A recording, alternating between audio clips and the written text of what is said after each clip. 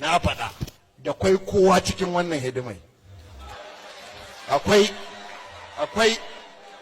jami'an gwamnati, akwai jami'an tsaro, akwai sarakuna, akwai malamai, akwai kowa, akwai matasa, akwai mata. Ba wanda ba mu kama ba. Ba wanda ba mu kama ba a jihar Katsina. Ba irin kalan mutanen da ba mu kama ba. Har daga baya-bayan nan cikin S-Power da muka bada mun kama wani a Taranci shine Informa. Akwai malamin asibiti a ɗan Musa da muka kama shi ke zuwa ya nemi su magani.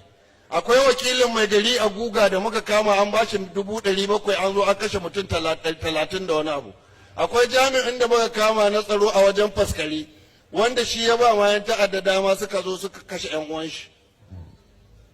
Yanzu ya gudu ya koma cikinsu. Muna da rakod ɗin, muna da sunan. Ai an tambaye ni da an nemi da ba ni sai in magana a gidan rediyo don ka in ta maganganu.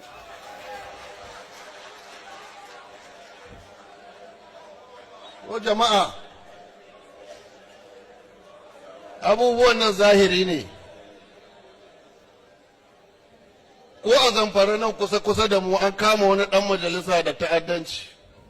A Zamfara nan.